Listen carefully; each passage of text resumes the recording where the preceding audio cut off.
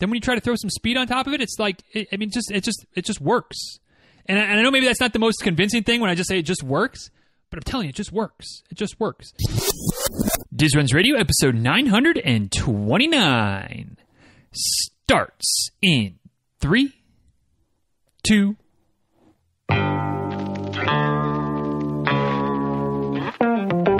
welcome back to Diz Runs Radio, where I talk with runners from all corners of the running world about running, life, and everything in between. I'm your host, Denny Krahe, and it's just about time to head out the door for an easy run and a great conversation. So if you're ready, then I'm ready. Let's get started.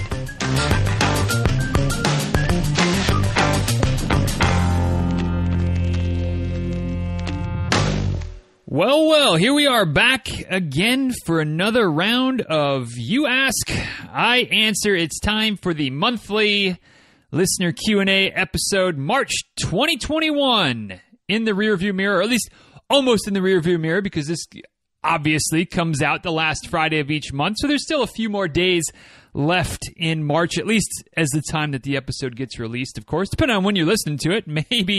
Maybe a few months have passed since March 2021. But whatever the case, thanks for tuning in. If this is your first rodeo with these listener Q&A episodes, it's really quite simple. The people ask, I answer, and the best way to get your questions asked, questions featured on future Q&A episodes, if you're so inclined, if you'd like a little something, I'm not going to promise that this is like good advice. It's advice. Maybe good, maybe not so good. It's free advice, so you get what you pay for. But the best way to do it is to get over into the Facebook group. Just go to dizruns.com/Facebook, or else the next time you're just cruising around on the Book of Faces, search for the Diz Runs Tribe, click to join. We'll let you in. And then somewhere in the middle of the month, usually about 10 days before the episode goes out, so kind of the middle Wednesday, I put out a post that says, hey, what are your questions for this month's Q&A? And then the mob goes to work, asks the questions, and then that gives me a couple weeks to get everything, or it gives me a week and a half to get everything ready to go and answer some questions. And here we are. So come join the Facebook group. It's a pretty decent party, if I do say so myself. At least as far as Facebook parties go. Let's not kid ourselves. Social media is a thing, but I like to think we've created a nice little place over on the Book of Faces. At least a nice little running place. So come hang out, crack some jokes, have some fun, and get your questions answered for future Q&A questions, or Q&A episodes. I guess the questions part is part of the queue. Whatever. Today we got, I think, 30 questions, something like that. We got a bunch, so who knows how long this is going to be. Hopefully it's a long run situation for you, because otherwise, or not, press pause halfway through, come back for the next run, or when you go to the grocery store, whatever the case might be. But we'll dive in, and hopefully the voice will hold up, and we'll wrap it up when we wrap it up. And maybe, since there are so many questions, I won't be quite as verbose as usual. But let's not write checks we can't cash. Anyway, first question from Chris Short. Of course, he's got a clown. Do I get a prize for asking the first question? No. Next question from Jen. Strides. Break it down for me. Before or after an easy run, how many, how long, benefits? So strides are one of those things, Jen, that I feel like they're kind of one of those things that everybody talks about like they know what they're talking about, but there's no universal definition. There's no agreed upon, this is what strides necessarily are, outside of the real basics. So strides are typically a short duration, not quite full out sprint, but maybe like 5K-ish effort that's like super short, 20 seconds, maybe 30 seconds, something like that. Outside of that, and even that, you might get some pushback from different folks, different coaches, different people telling you that, it should be a little bit faster, it should be a little bit longer, a little bit shorter. But outside of kind of that, which I think is semi-universally agreed upon, who knows? Who knows? It's anybody's guess out there. So I'll tell you what I consider strides, both for myself and for the folks I work with. Feel free to take what you want and get rid of what doesn't seem to set well for you. So when it comes to strides, so again, we're talking a pretty decent effort, I like to think 5K-ish, maybe a little bit faster than 5K, but it's not an all-out sprint. It's not as hard as you can go, anything like that. But it's definitely not just kind of cruising. Like there should be some effort. You should feel like you're working 20 to 30 seconds, something like that, tops. But because you're working, I stress that again, because the first part of your question there, do it before or after an easy run? Definitely not before. You want to be warmed up a little bit before you get into doing some strides. Okay, so you want to have a little bit of running done, or some type of warm up, whether you're doing some type of dynamic, some stuff, some form drills, squats, lunges, whatever. But like personally, I wouldn't do strides without having already gotten at least a mile or two of a warm up, just to kind of loosen everything up. Because again, I'm asking, if I'm doing a stride, I'm asking myself to push a little bit. So I want my body ready to push a little bit. So definitely, I would recommend not doing strides before a run. As far as after an easy run, I mean, yeah, sure. Personally, I like to do it during an easy run. So I don't do strides very often, as you may have noticed if you follow me on Instagram. And 9 times out of 10, my little accountability post says 0 strides. Probably 19 times out of 20, it says 0 strides. But when I do them, I'll just mix them into a run. So I'll get my mile and a half warm up in, and then I'll do usually 4 or 5 strides over the course of the last 5 miles. So I'll get a little 20-second burst in, and then cruise for a half a mile or 3/4 of a mile, something like that. Get another 20-second burst in, and then make sure that usually try to wrap it up by about half a mile left in my run, or maybe even a full mile left in my run, and then just kind of treat that as just kind of a steady, easy-ish cool down. Although, do you really need to cool down after an easy run? Like, you can make that argument. But after doing some strides, I don't want to finish with the last stride right at my house. I mean, it probably wouldn't be a problem. But just, I would rather just kind of cruise home for the last half mile to a mile as opposed to push it. So I'm a fan of mixing it in, making it part of your run. Certainly, you can do it at the end. You can get your 4, 5, 6 miles in, whatever, your 2 miles, your 3 miles, whatever, your easy run in, and then cap it off with a few strides at the end. That would be fine. Again, you'll have some coaches that say, yes, do it at the end of a run. I say do it as part of your run. Am I right? Am I wrong? I don't know. You be the judge. But so you have options of when to do them. How many? You have options there as well. I'm a fan of like a few, a handful. Like I said, I think typically I end up doing 5. I don't know that I've ever done more than 5. I've certainly done fewer than 5. 3, 2. I personally kind of feel like if I'm going to do 2, like I might as well do a few more. Like 2 is kind of like eh. But there's nothing wrong with doing a couple of them every day. Like that would be fine. So again, it kind of depends, and you'll find some people that like have a strict. You need to do 4. You need to do 8. You need to do 10. Like okay.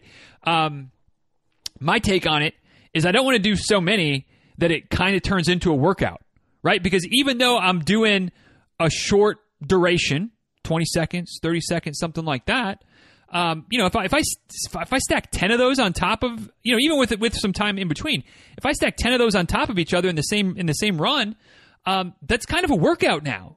And I don't want it to be a workout. I want it to be just a little bit of a burst as part of an easy run that doesn't really cause that much physical stress from doing a hard workout. Like a hard workout's going to have physical stress. I mean, an easy run's going to have physical stress too, but it's a lot less, of course. So, I wouldn't do too many, 3, 4, 5, something like that. And it also probably depends on the duration of your run. And again, whether you're doing them during a run or after run, like if your run is a couple miles and then you stack 6 or 8 strides on the end of it, well, all of a sudden it was like a 2-mile warm up, and then 6 or 8 short repeats that kind of starts to feel more like a workout. If your run is easy run is 6 or 8 miles and you're mixing one in every mile, well, then it in my view really reduces that stress of doing the strides. So how many kind of depends on you, and I kind of feel like when I'm coaching folks, it kind of depends on the duration of the run. Those that are doing longer easy runs at various points throughout the week, they might get a few more strides. Those that are doing shorter, and again, obviously there's no, long and short are relative, but at the same time, like if somebody's doing a 3-mile easy run on a Tuesday and I want them to do some strides, I'm not going to ask them to do 5 strides as part of a 3-mile run. Like I'm probably going to ask them to do 2 or 3 just to get a couple mixed in there after they get that first mile in to warm up. So how many? You get to be the call on that. How long? We already kind of addressed that. What are the benefits? So what are the reasons for doing the strides? The benefits are really, and maybe the benefits is an area that people tend to agree on it as well. But the benefits are that you're getting some good form work. You're getting some good kind of work on foot turnover. Or you just, basically you're kind of like practicing running faster without all the excess wear and tear of actually doing a longer, harder workout, right? So you're getting these little bursts, these little tastes of running hard. Improves your running economy, foot turnover, form, some muscle strength and bone strength types of things as well from just a little bit more intense of work. But because you're not dragging it out for long repeats or a long tempo run or things like that, which again, there's a time and a place for those things, but strides you can kind of do just about as often as you want to, as long as you're not overdoing it, of course, without getting a lot of that excess wear and tear.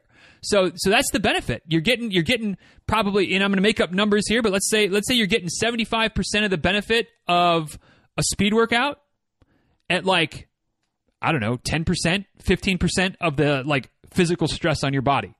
So you're getting a pretty good bang for your buck is in terms of, again, form, turnover, muscle activation, things like that. So you're just kind of giving your body a little bit of a taste, but not too much, and then back off so that there's really not any excess recovery that goes on as a result of doing some strides. Again, as long as you're not doing too many. If you overdo it becomes a workout as opposed to a little bit of form cues and things like that. So I don't know that I can break it down any more than that, Jen, and I don't know that I answered too many of your questions. They're good things to do on occasion. Or, again, consistently is fine too, as long as you're not overdoing it and as long as you're keeping them short and tight so that it's not doesn't turn into a proper workout. So there you go. How's that for a long-winded, relatively vague answer to the first real question, because let's not count Short's nonsense. First real question of this month. But thank you, Jen, for that question. And hopefully that makes at least a little bit of sense. Next question from Karen. My back muscles tend to bother me more than my legs after or the day after a longer run. What gives? Maybe bad posture? Could be, Karen. Although I'm not going to jump right to that.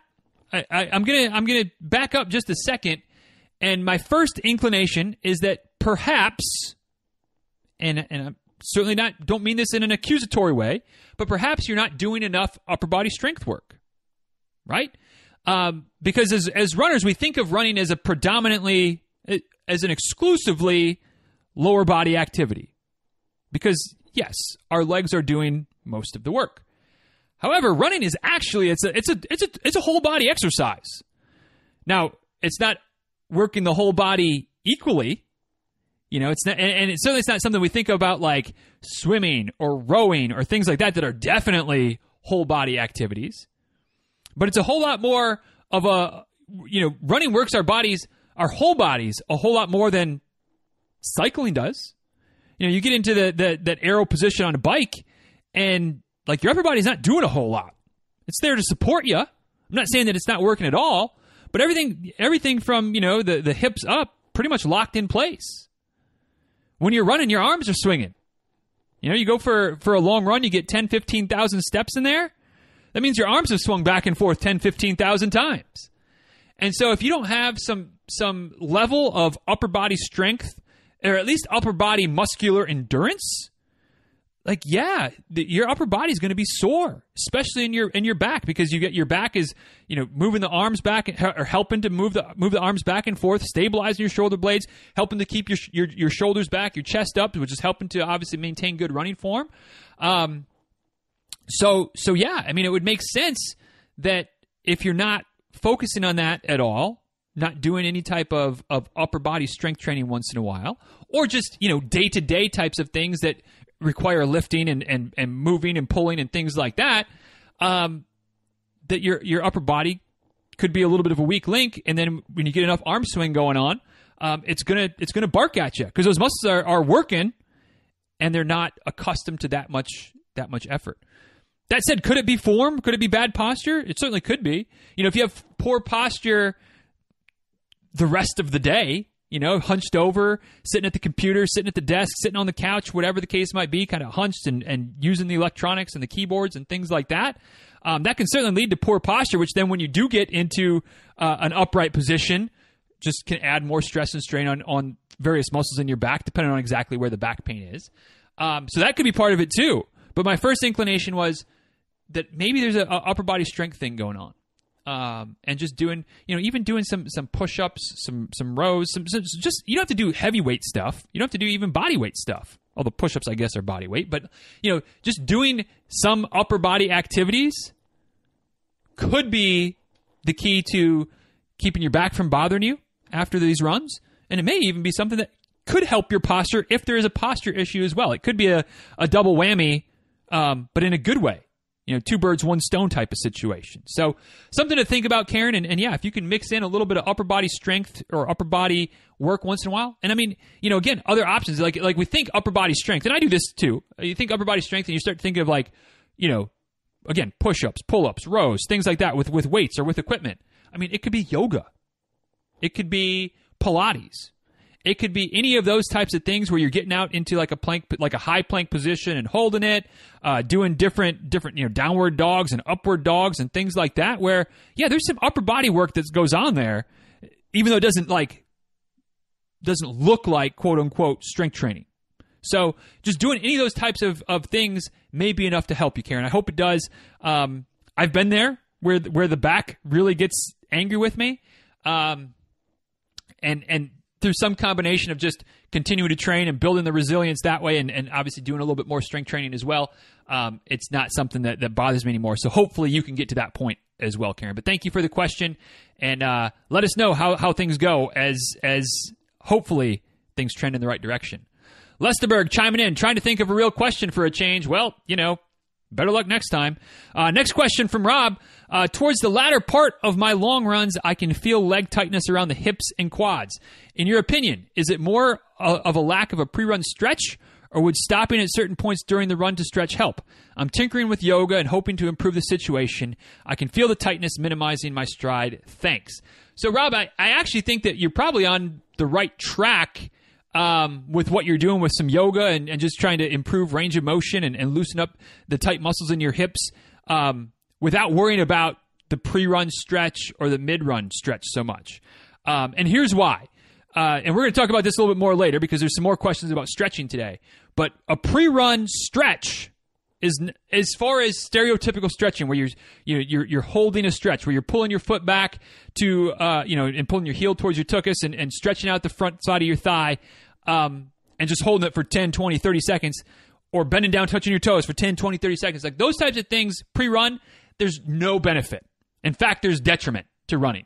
Now, if you're just running easy, probably not. But if you're actually going out to try to push it, doing some repeats, running a race, things like that, there's evidence, and without getting too nerdy, there's evidence that actually decreases muscle power or the ability for muscle power generation, which if you're not generating as much power with each time your muscles contract, with each stride, you're not running as fast. So, definitely doing a static stretching before run, no bueno. Now, if you're talking about some type of dynamic warm up, whether you're talking leg swings, lunge matrix, any type, there's dozens of different things. So calisthenics, band work. I mean, there's so many different things that you can do to kind of help wake up the hips, loosen up the hips a little bit, loosen up the hip flexors and the glutes and things like that. Those things would all be great, and I would encourage you to do those. But as far as your question with it being at the latter part of your long runs, to me that says it's either probably not a muscular endurance thing, although it could be, but more likely just, as you get to the later parts of those long runs, like everything starts to fatigue. Your form probably tweaks a little bit because that happens as we start to fatigue. And just that repetitive motion of running helps to cause those muscles to tighten up a little bit. Okay? That's kind of natural. All right? Now, the idea of stopping pre-run to stretch, I'm not going to tell you can't or shouldn't. I'm going to tell you that every single time, well, maybe I better not make that bold of a statement. I'm going to tell you that as many times as I can remember that I've stopped to try to stretch something out that felt like it was getting a little bit tight during a run, it only made the situation worse. That's just me. All right? That's only my example. I know some people do that, and it does seem to help relieve things a little bit. Every time that in memory, I can't think of any other examples where I've stopped to stretch out a tight calf or a tight hip flexor or whatever, and then had the rest of the run go well. Like, it just, for me, that doesn't seem to work. Maybe it's a self-fulfilling prophecy.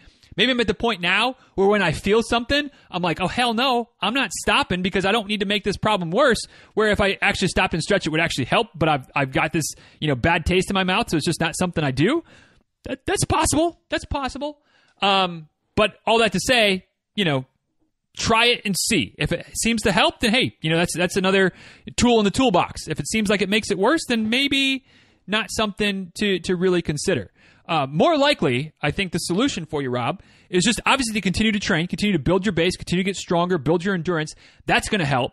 And also just continue to work on minimizing the tightness in your hips in general, by doing some yoga, some foam rolling, some things like that. Just the little things. You don't need to be Gumby, right? We don't need to be Stretch Armstrong, but having, full range of motion, or at least as close to normal range of motion as possible, it's going to be beneficial. It's going to be beneficial.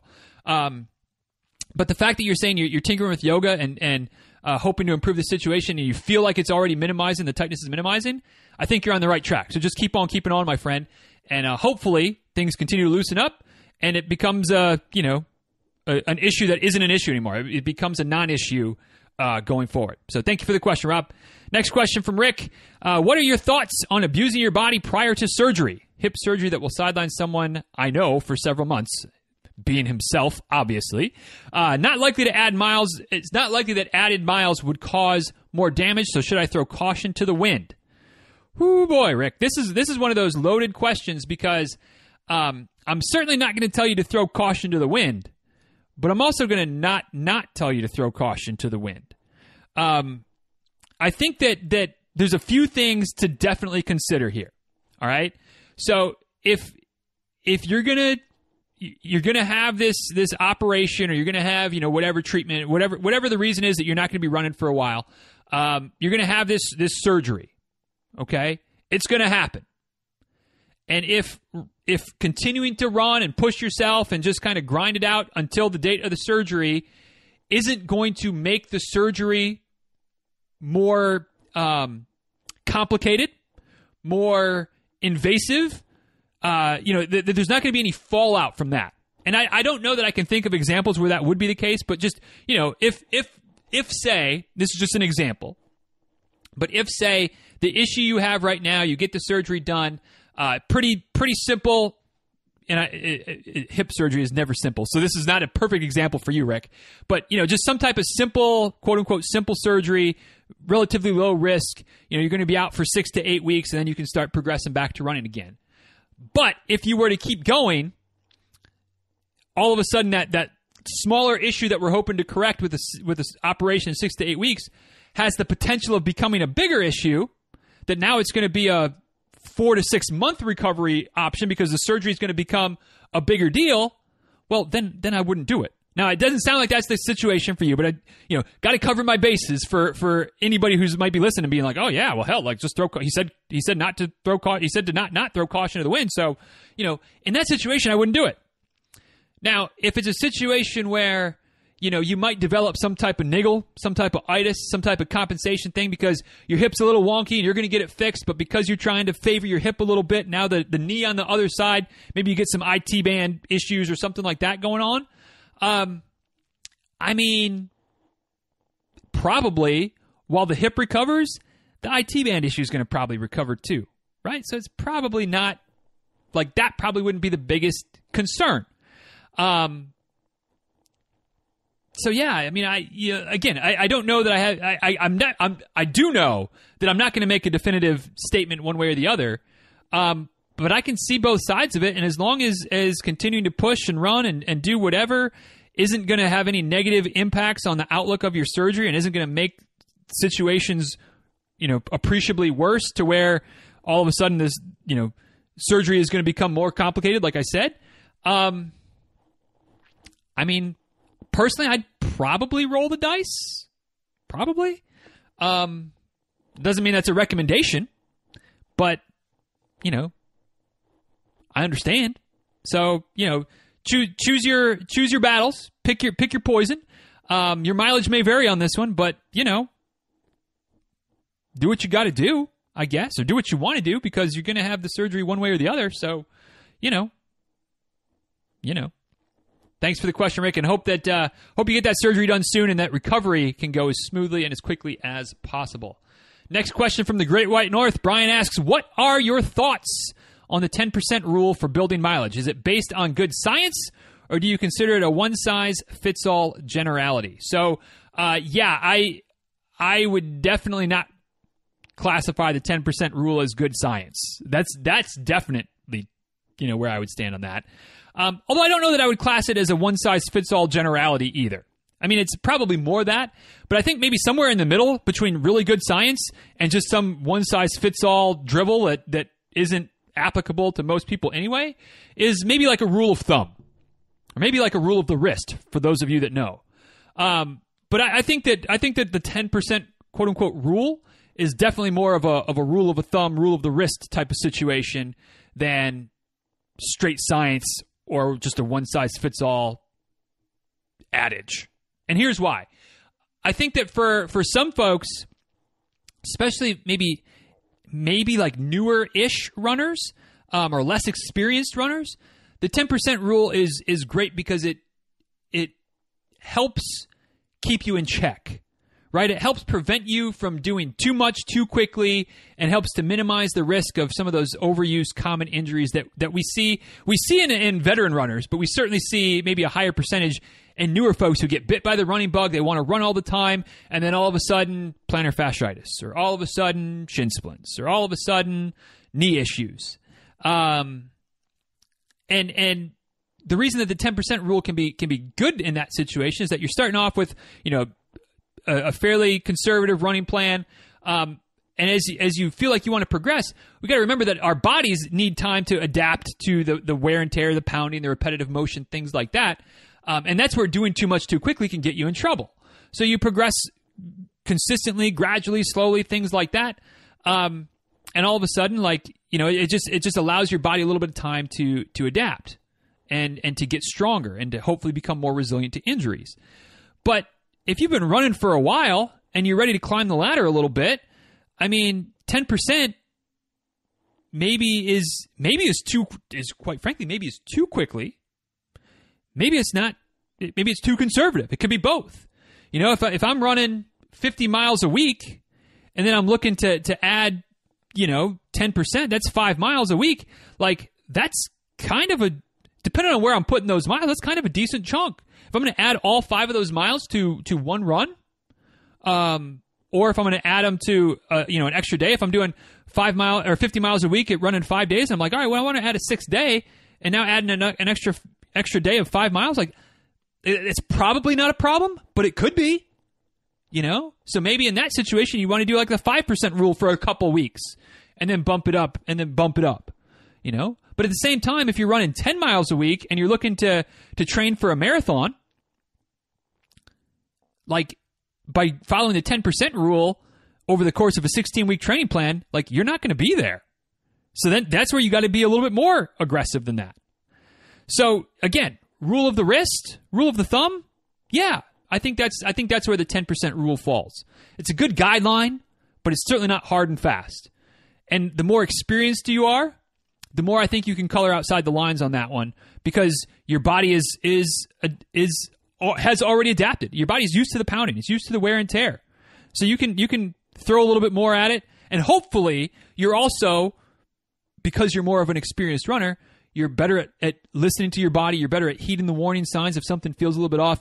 Hopefully you're a little bit better at doing some of the little things and prioritizing some recovery aspects to help make sure that you're going to throw, a 20% increase, not week after week, but maybe a 1 week 20% boost. You're going to throw some other things at it to help mitigate that extra stress, help the recovery process to go, then maybe restabilize your base at that higher level in that type of situation. So, yeah, it's a rule of thumb, which I think rides the fence between good science and one size fits all. So thanks for the question, Brian. Hope all that made sense. Next question from the also White North, but not quite the Great White North, not quite Canada, from New Hampshire. Carrie asks, my Achilles tendon gets really tight running uphill. It's already tight to begin with. Sometimes, aka all the time, on steep sections, I get to the point that I need to walk it out because it gets unbearably tight. Is there a foot strike I should be aiming for to curb that tightness? Great question, Carrie. And quite frankly, the answer is no. Like when it comes to running uphill running is, I think you could make a pretty valid argument that it's the hardest thing on your calf, Achilles tendon, posterior lower leg area, right? Because when you're running uphill, obviously you know what a hill looks like, all right? So that means that as you're going through the running motion, like not just how your foot strikes the ground, but the entire cycle of your foot hits the ground, it pushes back behind you, comes back up, hits again, the entire running motion, you're asking your heel to drop potentially significantly lower than it does when you're running on flat ground. Because when your foot hits the ground on a flat surface, your heel can only drop to the level of the ground. So it can at most go to like 0 degrees, let's just say. Whether your heel striking, forefoot striking, whatever the case might be, the lowest, your foot can only go flat.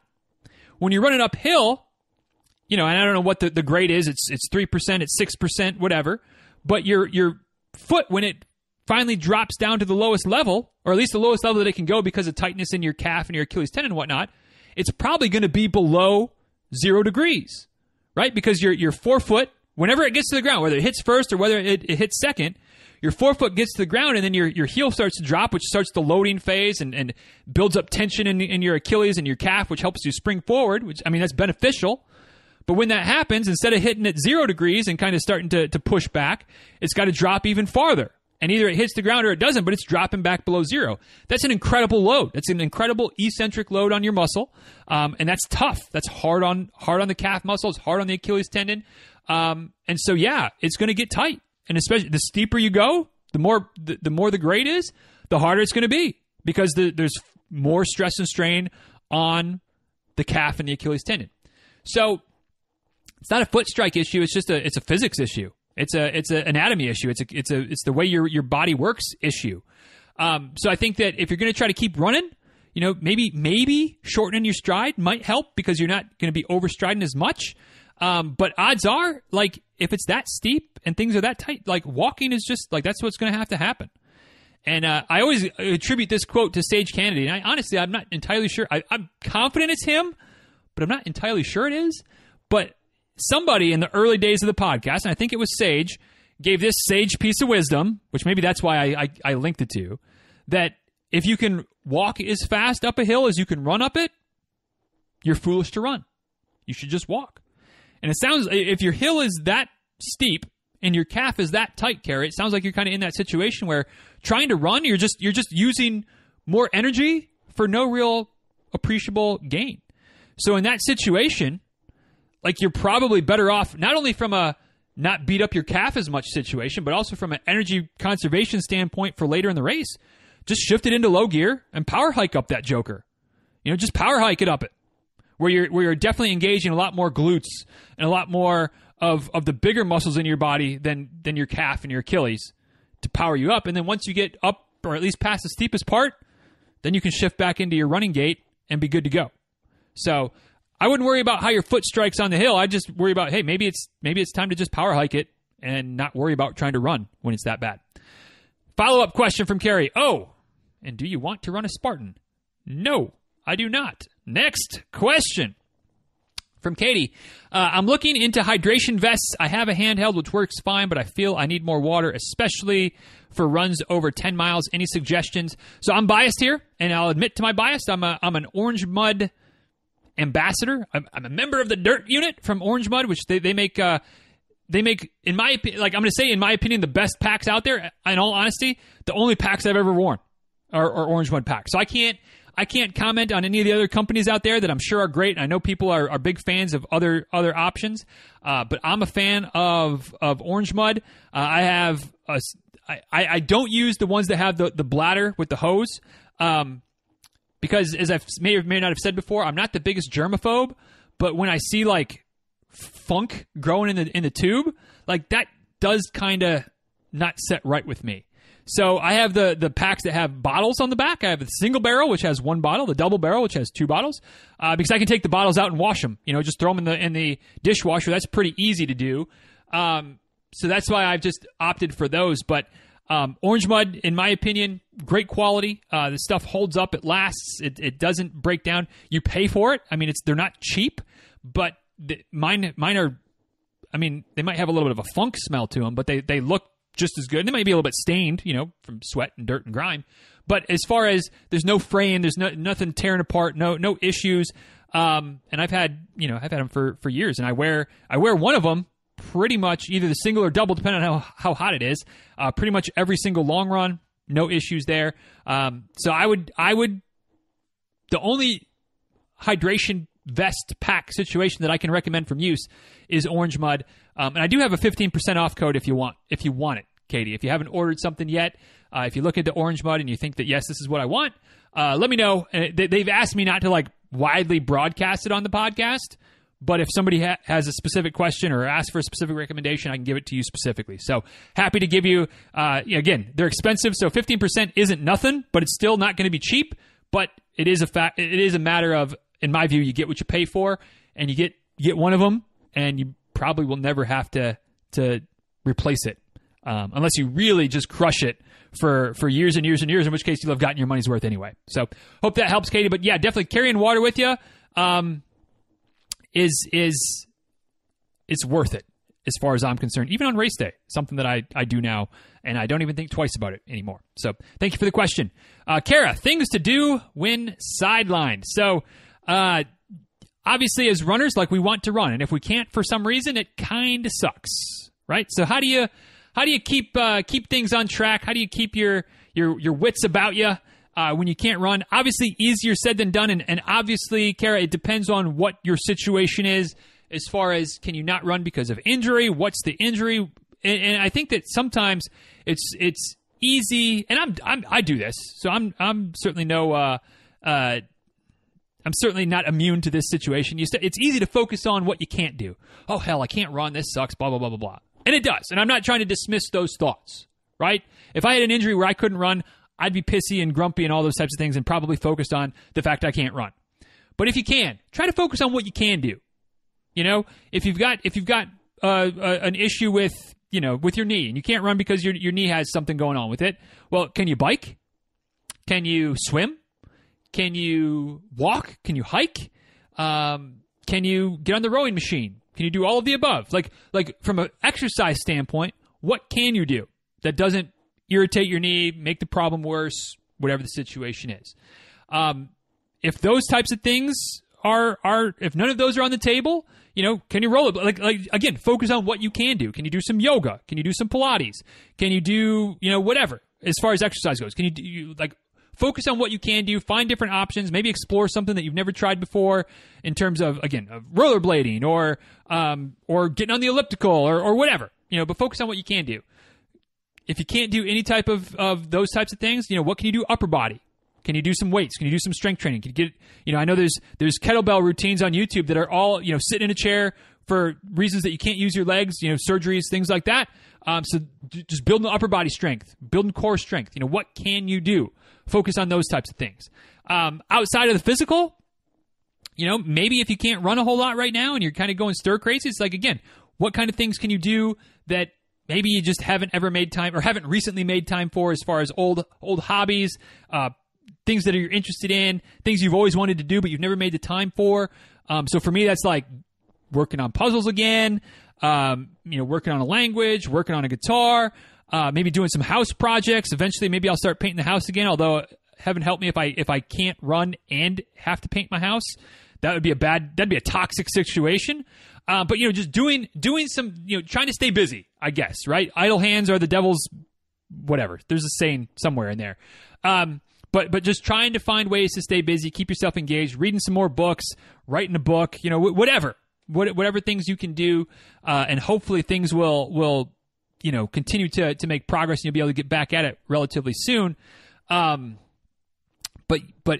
as cliche as it sounds, and I try not to be the king of cliches, but as cliche as it sounds, focus on what you can do and try not to focus as much on what you can't do, and then hopefully you'll be able to do the things you can't do again soon. If that makes sense. Thanks for the question, Kara. Next question from Kenton.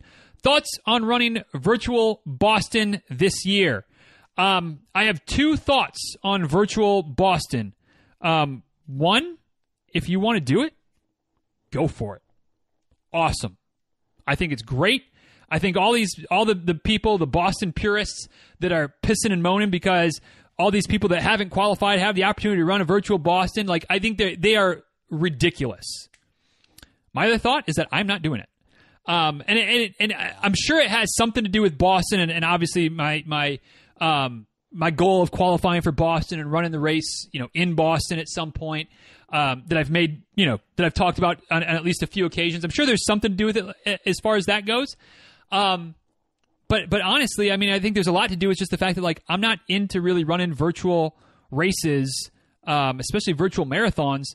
It just doesn't really do it for me. And it really never has. I mean, it really hasn't at all in the past year. I've done some virtual races, but typically they're like the philanthropic ones. And I'm sure that there's a philanthropic component to the virtual Boston. I'm sure that there probably is. But it's not something that excites me. Like the idea of just going out and running 26 miles through town to get a Boston medal, just to say I got one, like, to me, it's no thanks. And again, if you have any interest at all, if you're thinking about it, I'm all aboard. There's no part of me that's on that whole bandwagon of like, well, if you can't qualify, you shouldn't be able to run the Boston virtual either. Like, go home. Like, stop. If you want to do it, do it. It's just not for me. Just not for me. Mostly because it's the virtual thing. But again, I'd be probably lying if I said there wasn't a little bit of it that wasn't part of it. Like, my goal is to show up and run Boston, not run Boston through the streets of Lakeland. But moral of the story, if you want to do it, do it. Have fun. Don't apologize for it. Don't let all the crybabies that are, that have been trying to get in and they can't. And again, like, I don't want to make it out like I'm making them out to be bad people. But I just heard so many people that are like, oh, it's not fair that just anybody can run it virtually. Well, like, why is that not fair? Like, who cares? I don't get it, is the moral of that story. So if you want to do it, have fun with it. Post that freaking Boston Marathon medal, that virtual medal when you get it, when you've earned it, post it in the group. I'm looking forward to seeing it. But it's just not my thing. Not my thing. So thanks for the question, Kenton. Next one from Heather. Could you talk about Hypervolt / theragun devices? How are these used for recovery? So, first of all, I can talk about them, but I have no experience using them, Heather. So this is all kind of anecdotal, all kind of like what I figure is kind of going on. Not what I figure is going on. Like, I know what's going on. So these devices, these massage guns, if you will, they're just like a form of deep tissue massage. Right? It's percussion massage. You put it typically over fleshy areas, so over your glutes, over your hamstrings, your quads, areas where you've got these big, thick muscles, and just turn the joker on, and it just jackhammers into your flesh, right? Into your muscle. Gets a little bit of a deeper tissue massage. I mean that's really what it is. It's a form of deep tissue massage. But that's what it is. You could go to a massage therapist and get a deep tissue massage. You get a theragun and get a deep tissue massage. You get a foam roller and not get as deep of a tissue massage. That's more of a superficial massage. All right, so at the end of the day, it's just a form of massage. It's certainly a little bit different, but there's let's not split too many hairs here. That's ultimately what's going on. It helps to improve blood flow. It helps to break up adhesions and restrictions within the muscle. But that's what massage does. And that's why massage can be a beneficial tool for recovery, because it helps to stimulate more blood flow, bringing new blood in, carrying out waste products and just stuff that kind of builds up in the muscle itself, especially after a good hard run or workout or even easy runs, things like that. I mean, it's just all part of the physiological process of training. So it brings blood in, takes blood out, breaks up adhesions, breaks up, stiff muscles and things like that. It's a massage situation is what those things are. And are they expensive? Yeah, they are. That said, if you're going to get a deep tissue massage every month or every couple months, like, it doesn't take long for that to pay for itself in terms of the Hypervolt. So then you can make the argument that maybe the massage gun, is more cost effective than getting regular massages. I don't know. That's for you to decide. But that's what they are. That's what they're used for. I've never used one. I'm not opposed to it. I'm just cheap. But I'm sure at some point I'll get one. It just hasn't happened yet. But that's the story as far as I know it. So thanks for the question, Heather. Hope that helps. And if you get one, let us know and let me know how you like it for sure. Next from Thessaly, here we go. Calling me out. Book and guitar updates, please. Yeah, I got nothing on either front. Haven't done anything on the book in the last month, which is pathetic. And I've barely dabbled on the guitar in the last month, other than I posted that video a couple weeks ago, maybe 3 weeks ago now, showing me loosely dabbling on a handful of songs. I thought I had covered like most of the songs. Then after I finished, I was like, gosh, there's like 4 or 5 of my like songs that I'm actually maybe closer to being decent at that I didn't play, but whatever. It was already long enough. I didn't need to bore y'all anymore with my terrible guitar playingness. But yeah, I've picked it up a couple times this month, but really haven't. No new songs, no real progress made on any of the songs that I've been working on. So yeah, no real updates on either front. Another question from Thessaly. It's less than 100 days until the U.S. track trials. Do you have any favorite events? So this should be a simple question, Thessaly. It's a very, very loaded question for me. Because I absolutely have favorite events. The problem is my favorite events are rarely, if ever, well, some of my favorite events are shown on the TV coverage, but not much, right? And if I'm going to be real honest, like all the random like vignettes and stories and feel good pieces that they do, I don't need any of that nonsense. I just want to watch the track meet. But I get the logistical problem that like the track trials, it's like a 3 or 4 day event that ultimately, they show it for 2 hours on NBC one Saturday, and that's it, right? And they're mixing in a lot of pre-taped stuff with like 1 or 2 live events, and that's it.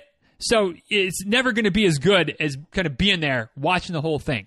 But that said, my favorite events that you won't see, but maybe 1 or 2, like the highlight, the winner of the events, would be like the triple jump, the long jump.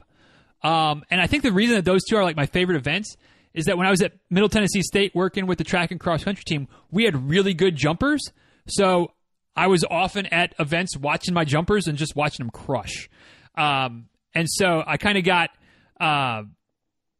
developed a soft spot in my heart for the long jump and the triple jump. And maybe, just maybe, actually understand a little bit of the technique and how to excel in those events more so than, certainly any of the other field events. Just because we had a good coach, a coach that was actually in the Olympics for the triple jump, national champion at the University of Alabama back in the day. I think in the triple, maybe in the long jump. He competed at both. But he's just an awesome guy, great jumper. And so like I would hear him coaching our jumpers and kind of picked up on how you want to land, what the form is, like all those types of things, right? So like those 2 events are probably my favorite to watch at a track meet. You count how many jumps you'll see on the coverage. You'll see 1 or 2 at most of just like the winners, the people that qualify. Maybe they'll show the people that qualified their best jump. That's it. But like just the excitement, the feeling around the pits, I like those events a lot. As far as running events, when it comes to like the trials, when it comes to high level distance track running, it's kind of boring to me. Because 99 times out of 100, those races are nothing more than just a sit and kick fest, right? Like everybody by the time you get to the finals of the 1500, by the time you get to the finals of the 5K, the 10K on the track, like those men and women are beasts. They're clearly, twice as fast as I am, right? But maybe not quite twice as fast, but they're lapping me over the course of a 5K on the track without question. Every single one of them. But to me, it's not like, I don't know. It's just elite racing. It's different than how we race. Where we race, we're like pushing ourselves, trying to do the best we can.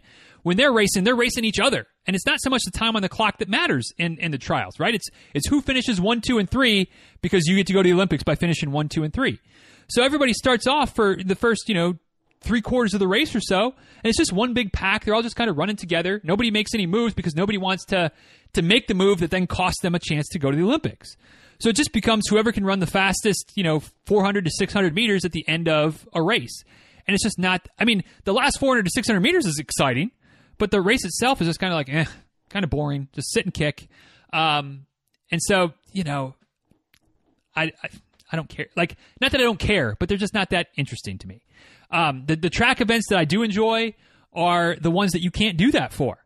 Are the 100-meter dash, the 200-meter dash, the 400-meter dash, and the hurdle events. The 100 for the women, the 110 highs for the men, and then the 400-meter hurdles. Like, those events, you can't try to sit and kick. You can't try to coast. You can't try to conserve energy, especially in the finals.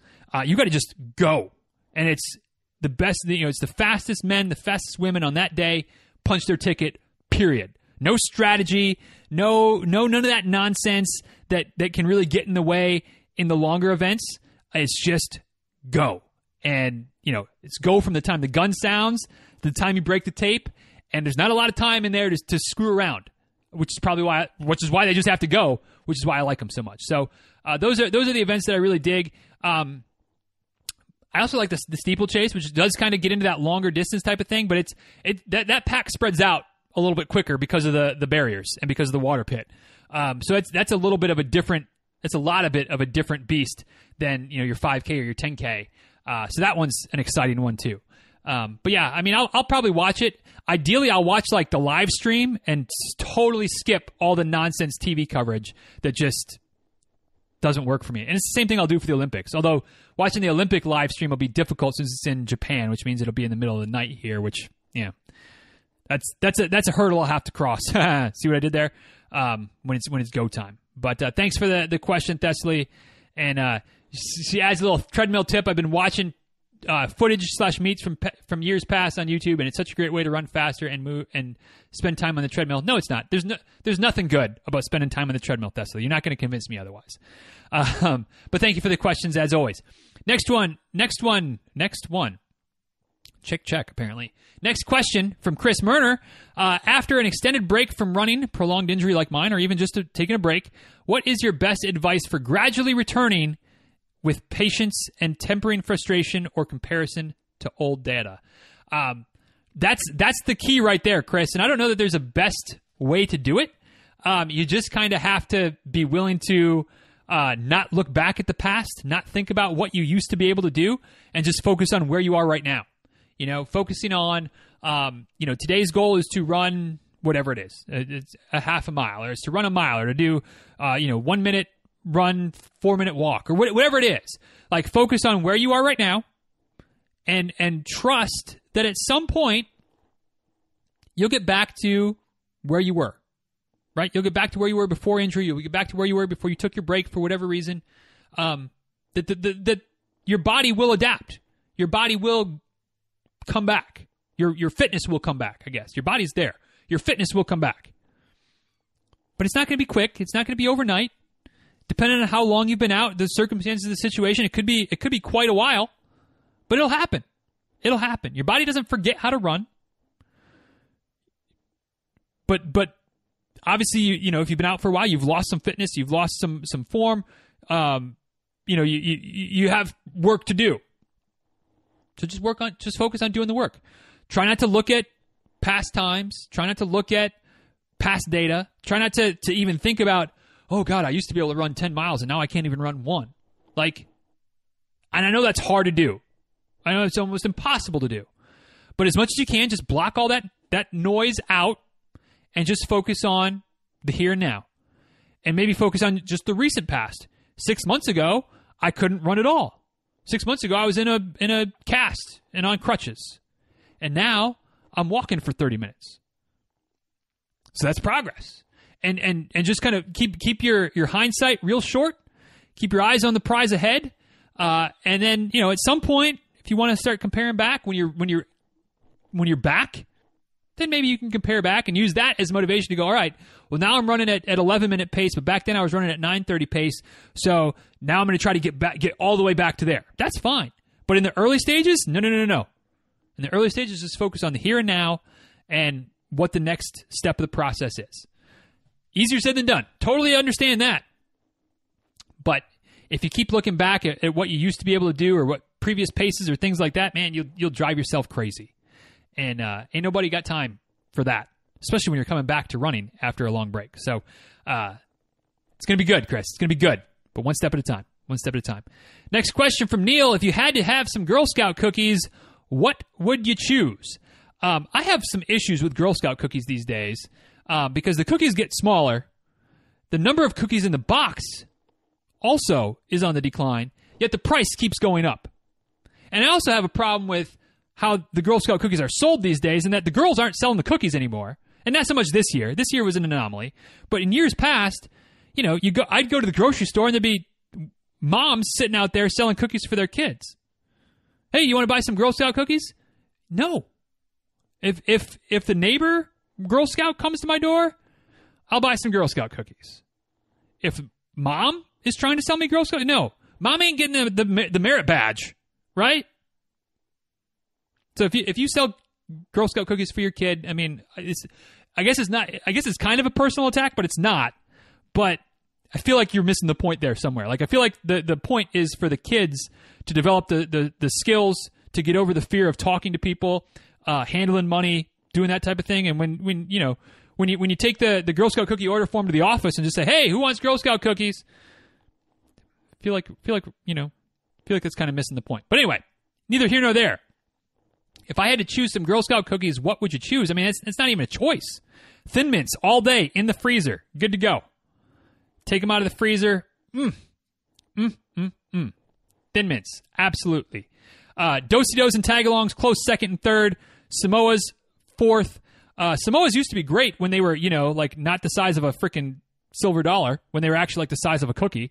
But again, the shrinkage of the Samoas is just ridiculous. Just ridiculous. So those are the only 4 Girl Scout cookies, in my opinion, worth eating.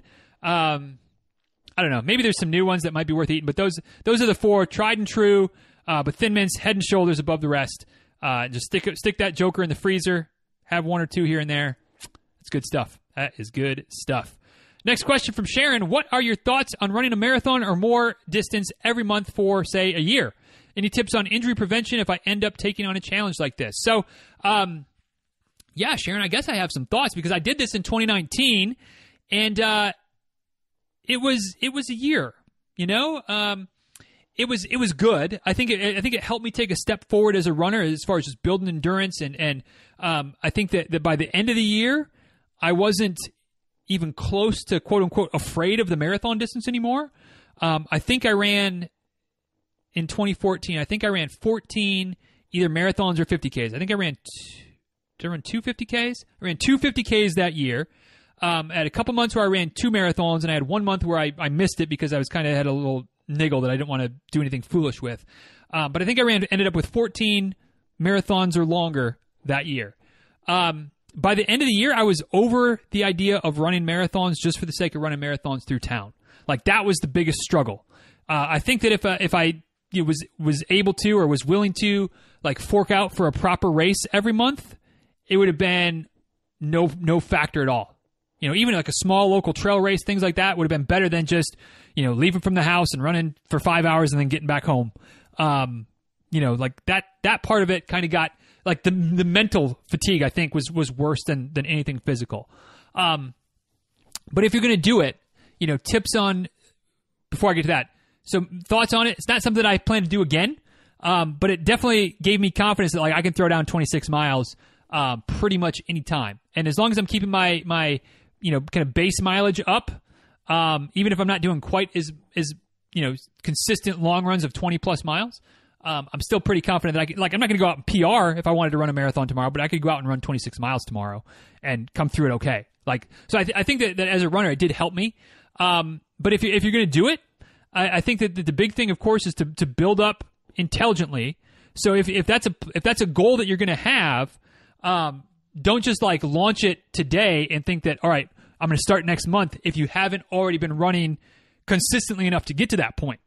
If you're not pretty close to being ready to run a marathon right now, and it doesn't have to be a PR marathon, but to just be able to run 26 miles, give yourself that much time. So maybe you set the goal starting, July to July, starting July here, finishing it June of 2022.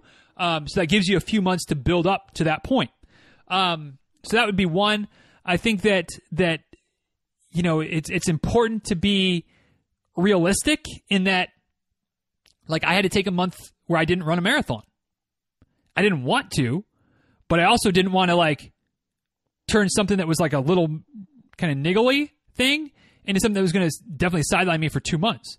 So be willing to pull the plug if you need to. Don't make it a hell or high water issue. Make it this is my goal, but if after 3 months I can't do it for 1 month, you can still get back on track. You can still end up running 11 out of 12 months. That's still a pretty darn good 12-month window for running marathons, right? I think that if you can find races, that's helpful just from the motivation standpoint. Running 1 or 2 through town or through your area may not be a bad thing, but if you're going to try to do that 10 times, that speaking from experience can become a pretty big mental obstacle. I would recommend not doing them on the treadmill, despite what Thessaly thinks about how great it is to watch, Olympic trials on the treadmill. I did one of those for a fundraiser, raised some money, which was nice. But God, that was not a great day. I mean, it was a great day. But that was not a fun experience. So I'd avoid that if possible. But yeah, I mean, ultimately, it's something that you need to want to do. If it's something that sounds like it would be a fun challenge for you, go for it. Just make sure you're prepared well in advance. Make sure you're recovering after each of the races. Even if you're not racing, make sure you're giving yourself a few days, a week, whatever you need to just kind of allow your body to recover, feel good again, then get back to training. And mostly just have fun with it. That's the key. Mostly have fun with it. So good luck. And if you decide to do it, Sharon, let us know and keep us posted. All right. I think maybe we're halfway. Maybe we're more than halfway. We're over an hour. So hopefully we're at least more than halfway. Next question from Melody. Is there any truth to the idea that you should train to be fast first and then work on endurance? The premise is that to endure longer, fast runs, you need to develop your ability to run fast. Oh boy. Melody, I love you. You know that. I'm not sure if you're setting me up to just rant here, or what the deal is. So I'm gonna try to be calm. But from where I sit as a coach, from where I sit from the studying I've done of physiology, of running science, everything about this idea is backwards to me. Like I don't know where you heard this or who the source was, but it does, and maybe the exception to this quote unquote rule, or maybe the reason that this would work would be if you were talking like elite people, like elite, fastest of the fast on the 5K that then work on building the endurance to run fast at the marathon and compete at the Olympics, compete on the world stage. Maybe. I still would struggle with that, but maybe. But for a schlub like me, everything about this is flies counter to what I believe, which may not be a surprise since I'm Mr. Heart Rate guy, right? But the fact of the matter is that for somebody like me, somebody like most of y'all that are listening, we have the speed that we have is faster. Is going to run out. What am I trying to say here? The speed that you have isn't the limiting factor at the longer races, right? That's not the problem. The problem is your endurance. So let's just throw some numbers at the wall, right? Like, let's say you go out and run a mile in 8 minutes. Like that's like top speed, full out. You can go for 8 minutes and run a mile. Awesome. Training you to run a little bit faster to where you could run that mile in 7:45 isn't going to help you to run 5 miles at 8-minute pace, right? What you got to do is build the endurance so that you can run faster for 5 miles, and lo and behold, as you build that endurance, your speed's gonna linger. You're gonna be able to run faster longer.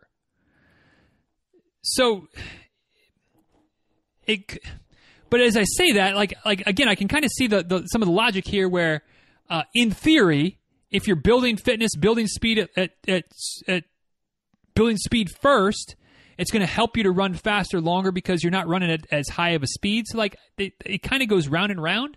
But from an injury prevention standpoint, from a health standpoint, from a physiology standpoint, I just can't get around the idea of like build your endurance, build your base. I mean, I'm all about building the base, right? Build your base. And then the speed shows up. The speed's there. The speed comes out. Right? If you can build your endurance, if you can get stronger for longer, then when you try to throw some speed on top of it, it's like it just works.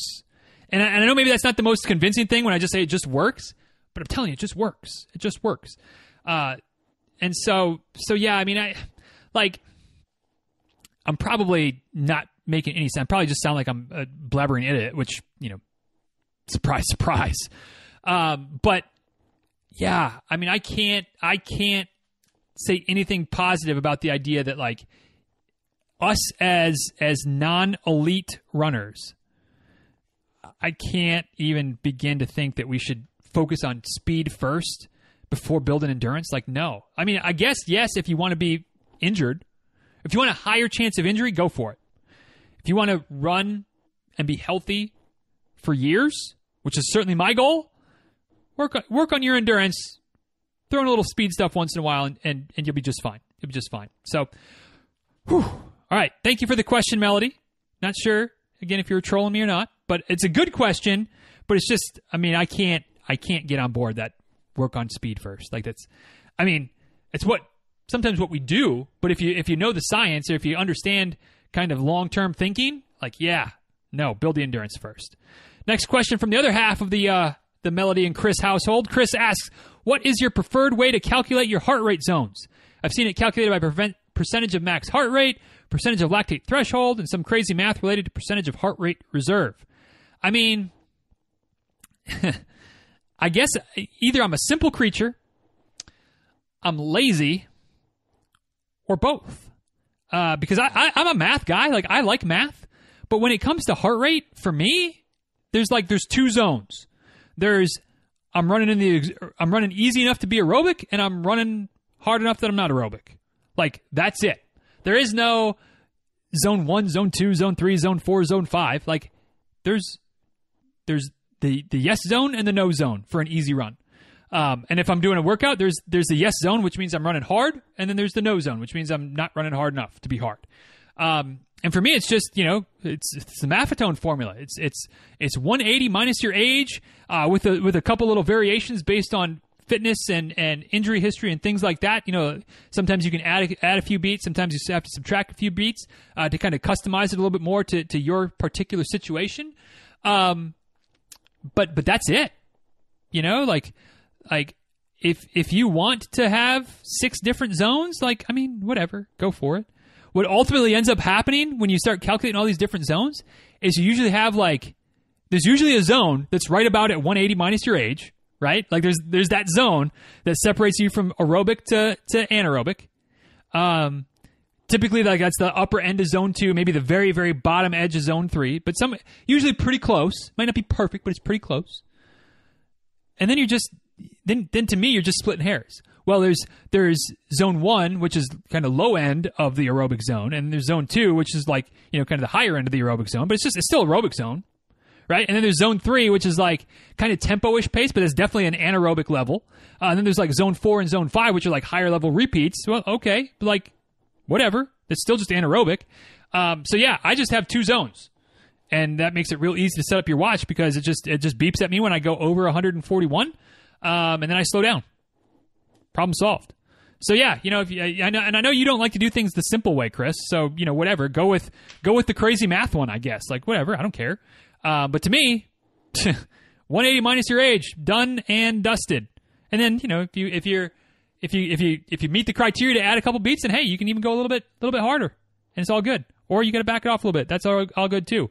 It keeps you where you want to be. It keeps me where I want to be. You do what you got to do, my man. Next 3, the traditional Trump. Whoa, there's a tongue twister, apparently. The traditional Tom trifecta. Every month, it seems like Tom chimes in with three questions of varying degrees of ridiculousness. Usually there's a serious question, then there's kind of a moderate one, and then there's a nonsense one. And yet again, Tom comes through. First question, kind of the serious one. I am planning on running the Buffalo Marathon in May. This will be an urban course with, parentheses, too many turns. What is your strategy for dealing with a lot of turns in a long race? I do not really want to run 27 miles that day. So, Tom, I wish I could give you a good strategy that is going to guarantee that you're going to run, 26.2 or 26.3 or something like that for your first marathon.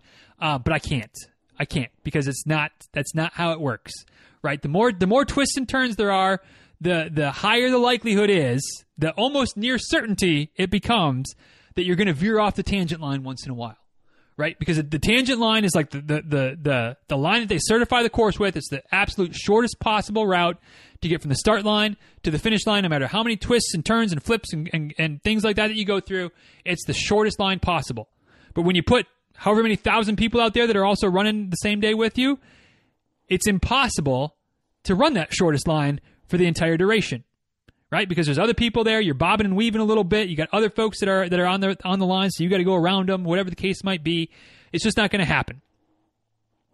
So my strategy is to, one, don't get it out of your head that you're going to not run extra that day. I don't know that I've ever run a marathon, even the ones that are fairly straightforward, where you don't end up with like 26.3 somehow. Like it's just what happens. Like if I finish a marathon at 26.3, I'm like, damn, I did pretty good. Like Marine Corps in 2019, I think I was at I think I might have been at 27 that day because there's twists and turns and there's just a lot of people. It's just what happens. So, accept the fact that you're going to run longer than 26.2. Don't turn your watch off at 26.2 because that doesn't count. It's when you get to the finish line, but it's going to be a little bit longer than 26.2. As far as trying not to have any more mileage added on than you have to, keep your eyes ahead. If you're not paying attention, it's pretty easy to wind up, especially if there's lots of twists and turns. You're on the inside of this turn, which is where you want to be, the inner line or kind of that tangent line. But then if there's, a block later, the turn's going the other way and you're not paying attention, then all of a sudden you find yourself on the outer turn. Well, you just added, 1/100th of a mile. You do that 50 times and now you added half a mile, right? So just kind of pay attention so you can kind of cut, not cutting the course, but like cutting through the crowd, cutting, from this turn to that turn, especially if it's like an S turn, like make it a straight line instead of any weaving through that turn, those types of things. So it just kind of comes down to watching what's ahead of you, trying to be in the right position. Of course, making sure that you're also not cutting other people off. You got to be courteous out there. Maybe that means not trying to run as fast as you might want to, because if you get behind some slower people, if you start bobbing and weaving, or you get into a congested area of the course where you're bobbing and weaving, you're going to add miles that way. So it's all part of the game. It's all part of the strategy. But my thought is just look ahead, try to keep the most A to B line possible, but it's not going to be perfect. It's not going to be perfect, and that's just the nature of road running. And it's the nature of trail running too. But the roads, especially urban city environments, that's just what happens. It's a bummer, but it's just what happens. So good luck for you at the race, Tom. Next question, next to Tom's question: what is your favorite running shoe these days? This was actually a tougher question than it probably should have been, because I feel like the shoes I have right now, I like them. I suppose that they're my favorites because I'm predominantly running these days in a pair of Ultra Escalante 2s, which are an older model. I think they're the 2s. They might be 1.5s. In any event, I've had them for a minute. And I don't track miles very well with my shoes, but I think that each of these two pairs of shoes, that I don't have like a strict rotation in, but I usually wear both of them at least once throughout the week. And, some weeks I wear one of the pairs. Some weeks I wear the red pair a bit more often. Some weeks I wear the gray pair a bit more often. But I wear them both each week for sure. Like back of the napkin math on it, I think that those shoes probably have somewhere in the neighborhood of 800 to 1,200 miles on them a piece. And they're still going just fine, So I guess that makes them my favorite because they're the ones I wear pretty much every day, and they're not causing me any problems, and they fit good, and they feel good. But I don't know that you can get it. Like, there's been like an iteration or two since then, and I'm not sure I like the iterations of the Escalantes that have come out since then. So yeah, that's what I'm wearing. I don't know if they're they're my favorites that I have because I wear them all the time. But if I were to get new shoes, I don't know that I would. If I could find them, I guess I'd probably get another pair. But so I guess that makes them. Yes, that's my favorite. The Ultra Escalante 2s, I think, 2.0s, a couple years old. If you can find them, they're great shoes. The newer ones, a little bit not so great as far as I'm concerned, but they last pretty well because they have a lot of miles on them, and they're still going well. I'm still not ready to replace either of them yet. So there's that, which for me, that's a big part of why they're my favorites, is because they just hold up and they just continue to work. So that's it. That's the answer. Last of Tom's question, his tomfoolery question, if you will. Would you eat multiple Cadbury eggs every day if you could then expertly play any DMB song on your guitar? Ooh. So here's where we have to define some terms, I think. If you say multiple Cadbury eggs every day, does that mean like every day from now until Easter? Does that mean every day from now until I expire? Does multiple mean 2? Or does multiple mean like 5? Or 7? Like the short answer is no. The short answer is absolutely not. I wouldn't eat one Cadbury egg once. I would probably eat one Cadbury egg once to become a virtuoso. But outside of that, like, no. But then it also comes down to, can I play any DMBs, like as far as I can play the entire catalog anytime I want to, or do I just get to pick one song as far as I can play? I can pick any song, I can play that song expertly, but not necessarily the rest of them. But also, I mentioned earlier about how I'm not a big cliche guy, but I guess this is kind of a cliche too. Like, part of the fun, I think, is the fact that, like, it's challenge, it's work. Like, I'm trying to develop a new skill to be able to play these songs, right? So, like, just having that magic wand of, like, all of a sudden you could do it, like I don't think I would want that. I think I'd rather have the magic wand for something else. I think there's probably better things you could tempt me with for multiple Cadbury eggs a day that would be more enticing to me than playing. I feel like that's one of those where the struggle is the reward type of situation, like getting a little stoic there. But like that's what I enjoy about trying to play the songs on the guitar, is that I can't play the songs on the guitar, but I see progress. It's a tomfoolery question, but at the same time, it's like there's some depth there, and Cadbury eggs are disgusting. That's the other takeaway from that question. I don't know why you all try to poison me with these nonsense candies. Goodness gracious! Send me some Reese's eggs in the mail, and now we can be friends again. But Cadbury eggs, ugh, goodness. Next question from Barb: how about some tips on running in the rain? I really resist running on the road in the rain. Road spray and wet feet are reasons enough for me to opt for the treadmill. So first and foremost, Barb, if you don't like running in the rain, like, don't. Here's a tip: don't do it. If you're okay with running on the treadmill versus running in the rain, you do you. I'm not okay with that trade, but that's just me, and that's fine. If that works for you, go for it. Because if you're going to run on the rain, you're going to get wet. Like, your feet are going to get wet. If you're running near some type of road where there's lots of traffic, like, you're going to get some spray from the traffic on the road. Those are just the facts of life. If you're running out in the middle of the day in the sunshine, like, you're gonna have some sun, some sun tan, some sunburn type of issues, some tan lines, maybe some burn lines. Like, that's just part of the equation, right? If you're running in the rain, you're gonna have wet feet. Part of the equation.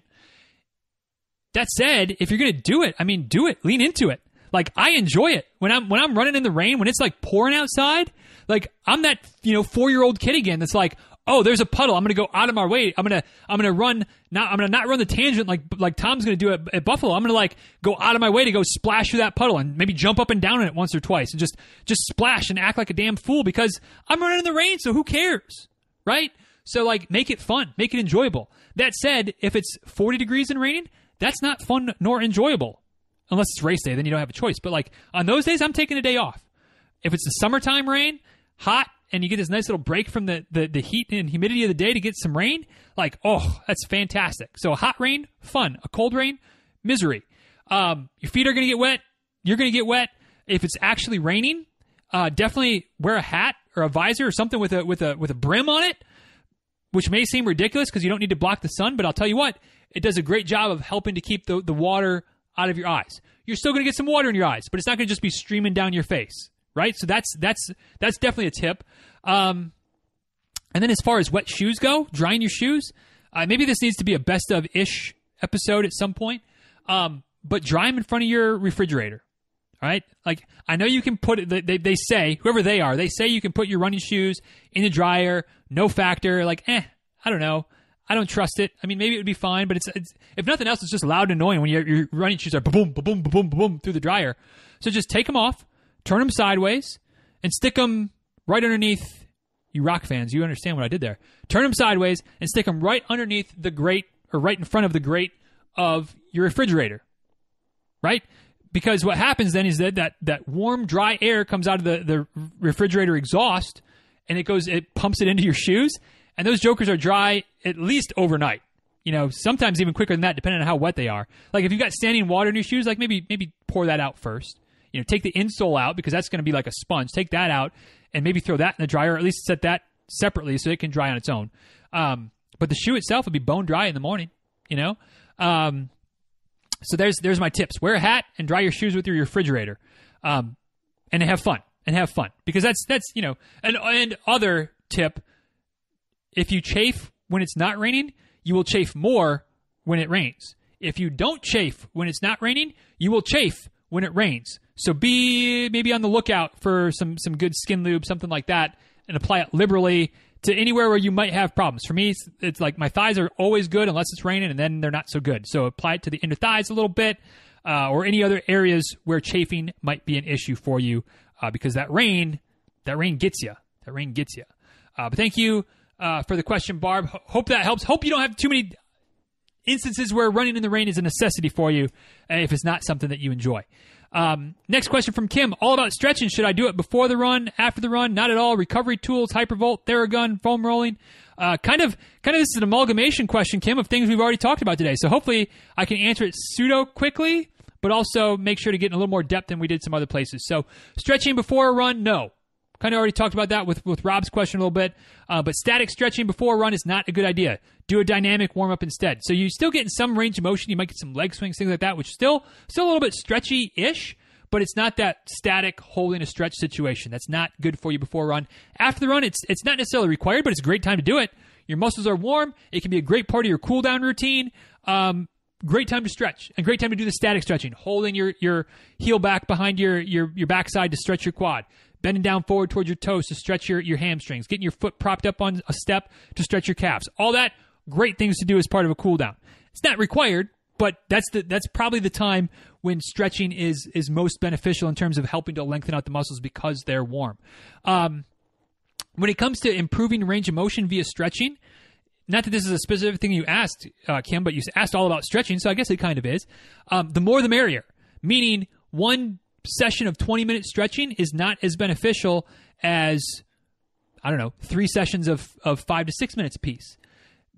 If you're doing that in a day, you're better off doing 3 5-minute sessions than 1 20-minute session because you're stretching the muscles. It's just that repetitive action of stretching is going to lead you to more results. It's going to help the muscles to loosen up and to be a little bit more in an elongated state than that one time, because your muscles are basically like a big, thick rubber bands. And so if you just stretch one rubber band and then don't stretch it again for a day or two, it kind of goes back to its normal state, right? But if you're constantly stretching that rubber band, or at least consistently, the more consistently you stretch the rubber band, the more those elastics within the rubber band start to loosen up. Same thing with your muscles. You stretch them one time and then don't come back to it for another couple days. Like, you might see a little bit of progress, but it's minimal. If you're stretching multiple times a day, even for short segments, but multiple times a day, it's that repetitive stretch that will help to ultimately lengthen the muscles out. So something to think about if you're trying to become more flexible as a result of stretching. Last but not least, part of your question, recovery tools. They're all great. And we kind of touched on it earlier with, I can't remember who asked the question about the Hypervolt. Now I'm going to have to scroll back up and find so I can give the proper proper recognition to Heather. Heather asked a question about the massage guns earlier. I mean, they're good in theory to increase blood flow, which helps with recovery, to help break up adhesions and stickiness within the muscle tissue itself. And they work differently. The deeper ones, like the Hypervolt and the theragun, they go deeper into the tissue. Foam roller, stick are a little bit more superficial. Then you can get like a massage ball, something like that kind of digs in a little bit more too, kind of a little bit of both. It's not the percussion situation of the Hypervolt because it's not going boom, boom, boom, boom, boom. It's just kind of digging in, but it gets a little bit deeper. So, they each have their different kind of areas that they work better on.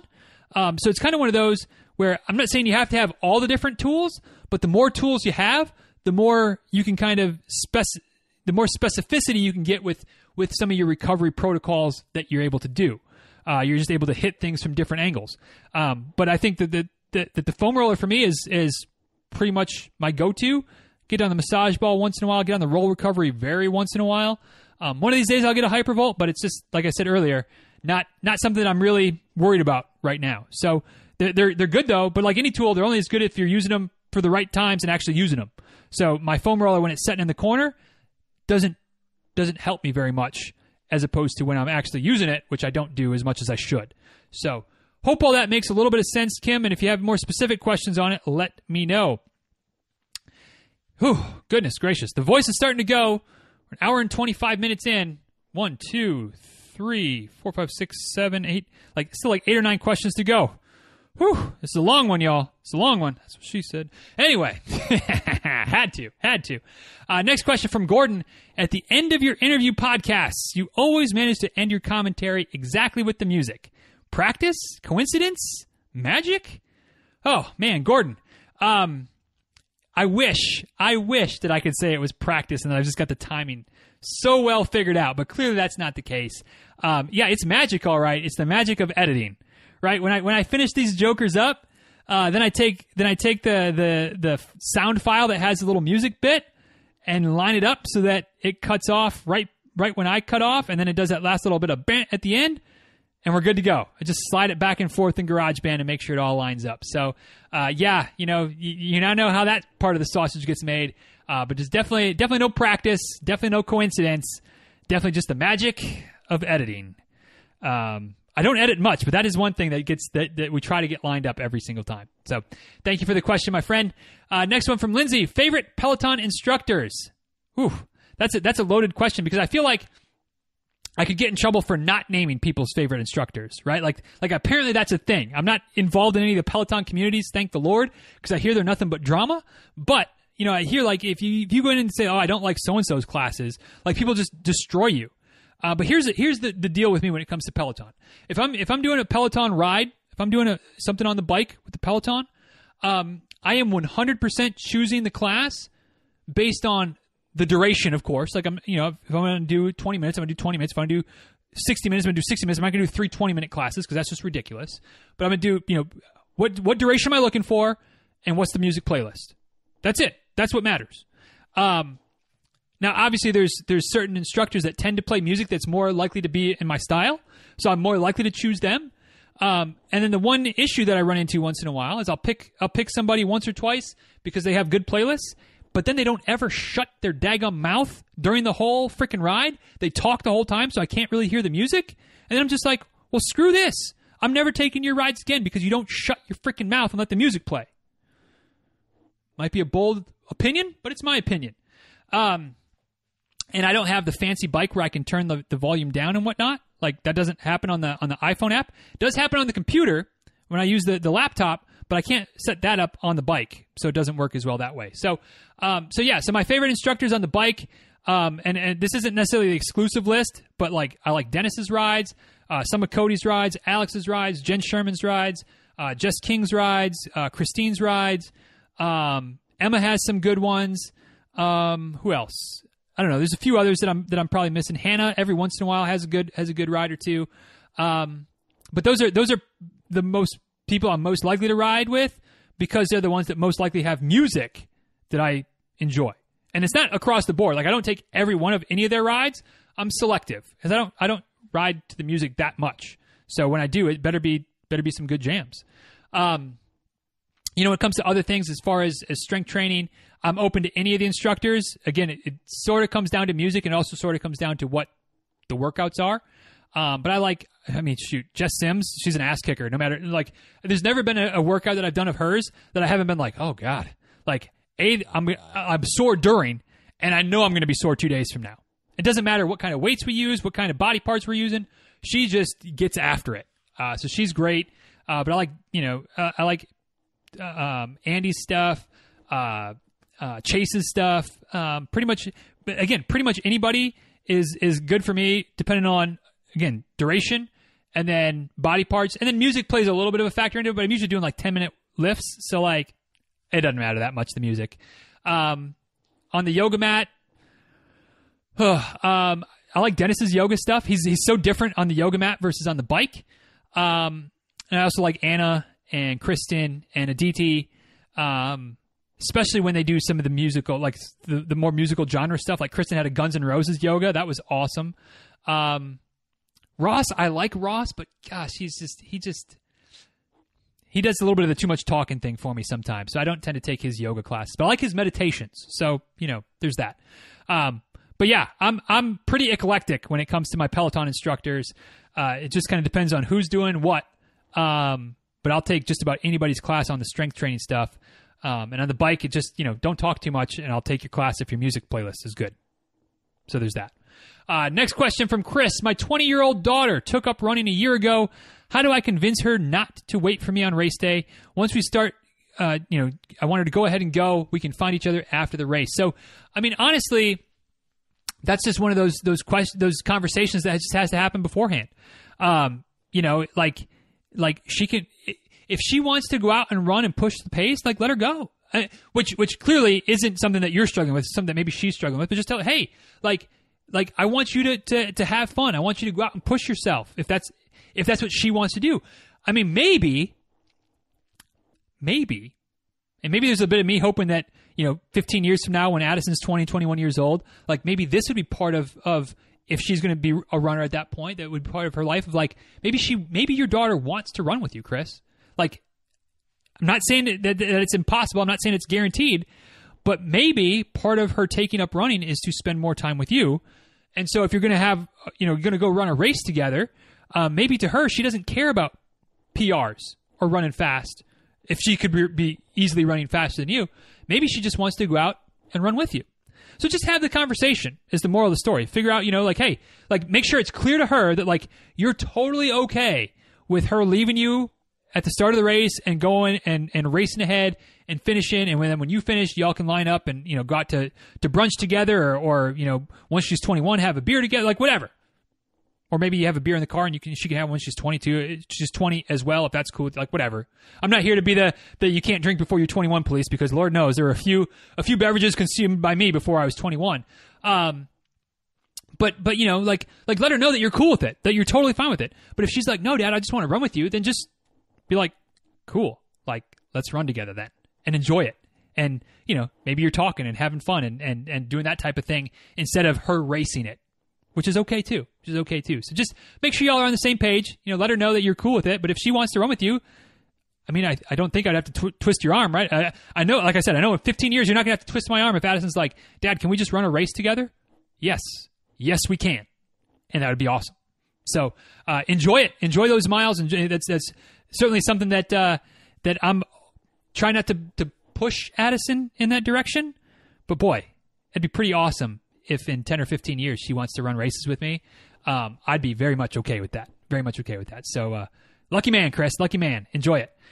Next question, block of questions from Mona. The traditional, we got the traditional Tom trifecta, and we've got, I don't have as good of an alliteration title here, but you got Mona's usual block of questions as well. We got, I think, four this time from Mona. First one, have you tried the cold showers yet?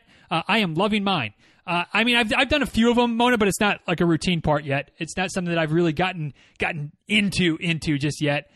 Still figuring it's probably will happen at some point. But haven't gotten the nerve just yet. I'll keep you posted. Next question. I feel like I know the answer to this one, but maybe you have a different suggestion. For speed interval days, what's the minimum time or intervals I need to do in terms of counting it as a speed run? Please give me a number. I am a very good student. They are not easy. You're right, they're not easy. If they're not easy, you're doing them correctly.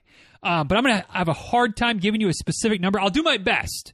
But when it comes to speed work, intervals, repeats, whatever you want to call it, hard workouts in general, there is no magic like minimum number, right? There's no minimum distance. Like you can make an argument. We talked about strides earlier, like being real short distance. Like you really have to stack a bunch of them together to turn into a workout. So you're not going to want to do something that short. But you're also in strides. You're not running all out. So you could do short intervals. You could do like 1 minute, even 30 seconds probably. But if you're like blasting hard, if you're going as close to 100% as possible, like that's a workout. That's beneficial. You're gonna feel it. It's gonna be hard.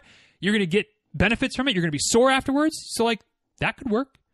But you can do a minute, 2 minutes, 5 minutes, 10 minutes. I mean, you like you can do all kinds of different intervals. You can do a quarter mile, half mile, 3/4 of a mile. You can do a ladder. So you start at like quarter mile, half mile, then back down. I mean, you can do all kinds of different options there.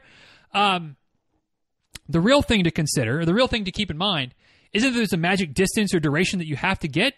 It's syncing up your effort to the distance.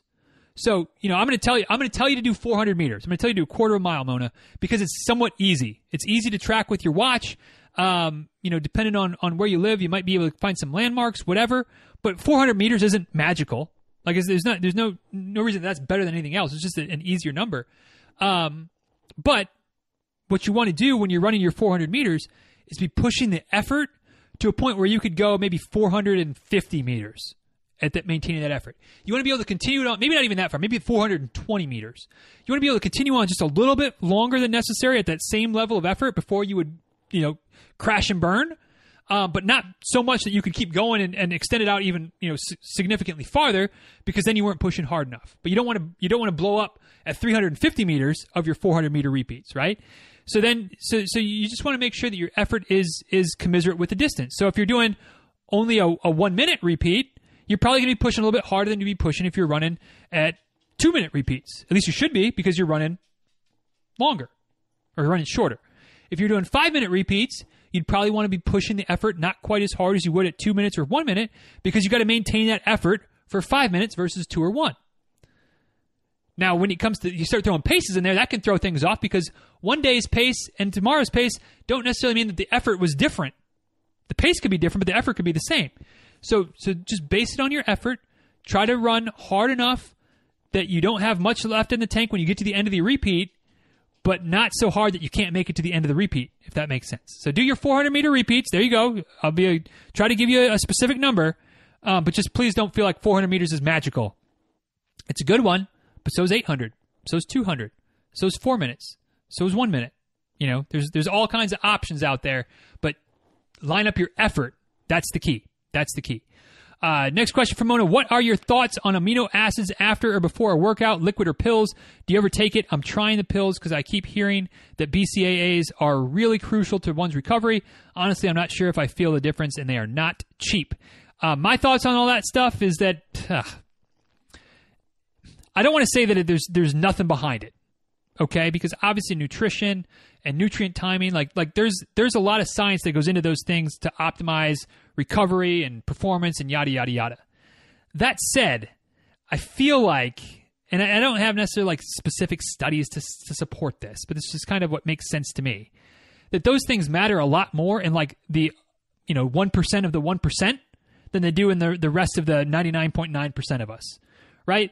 Like the fact that I don't refuel with some type of, perfect blend of protein and carbohydrate and fats and BCAAs after a run, like that might have, reduced the effectiveness of my run by like 0.001%, but like that's fine.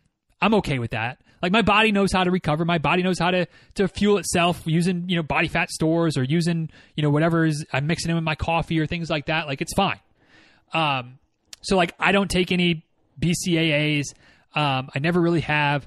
Although I do take some protein now that I think has some like amino acids in it, but I don't take it as part of recovery. Like I'll have the protein as like dessert if I'm still hungry after dinner. Like I have a little protein shake.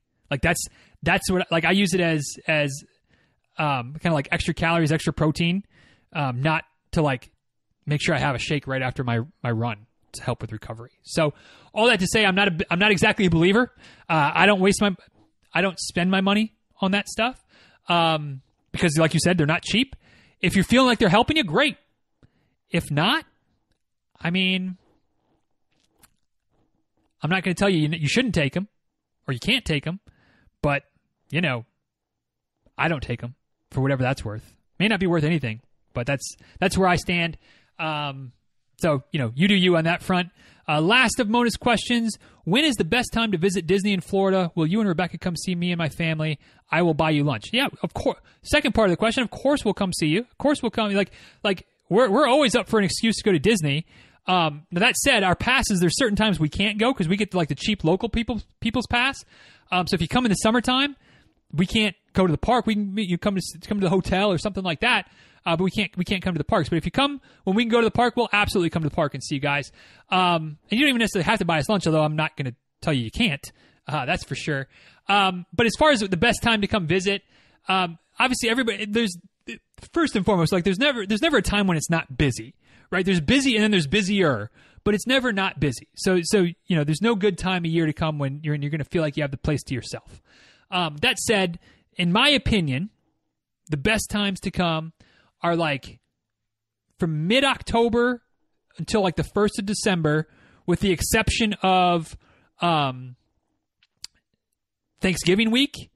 And if there's a wine and dine race, don't come that weekend, because those weekends are a little bit busier because Thanksgiving people are on vacation, wine and dine people are in town for the race, so it's a little bit crazier. But especially in November, especially from November 1st to November 30th, save for wine and dine race weekend and Thanksgiving race weekend, those are great times to come because the weather's pretty decent. It's not going to be cold, certainly, but it's not going to be hot as blazes, typically. And everything's starting to be decorated for Christmas at that time. So you get extra Christmas type of stuff, Christmas performances. There's some extra things that start to happen around that time of year that you don't have to pay anything extra for. It's just all part of the situation. But that can be a fun time to come and see those types of things. And even into October, then you have more Halloween type of stuff decorated, which can be fun too. A little bit warmer, but the reason those times are good is that there's not a whole lot of school vacations going on. So a lot of the kids are in school, parents are working. It's just not a big time where things are crazy from that perspective. Same thing if you look from February to the middle of March, because once you get to the second half of March into April, you start running to spring break time. It's a little crazier. But February to the middle of March, save for Princess Marathon weekend or Princess Half Marathon weekend, pretty good. I mean, you don't have the Christmas stuff at that time, obviously, but it's pretty decent temperatures, not too crowded because kids are in school. You haven't got to spring break yet, but we just got out of Christmas break, so there's no reason to take the kids out of school just yet. That said, if you've got kids that you can't take out of school, those are tough times to come. So as a local, those are our favorite times to go. The weather's good. It's not super crowded. Even when the locals all show up on the weekends, it's still not super, super crowded. So that's kind of our go-to time. Summer times are brutal. The parks are open longer, but it's hot and it's crowded. And then obviously any type of holiday time, everybody comes on the holidays. So those are some great times. But it's going to be busy. It's going to be busy no matter what.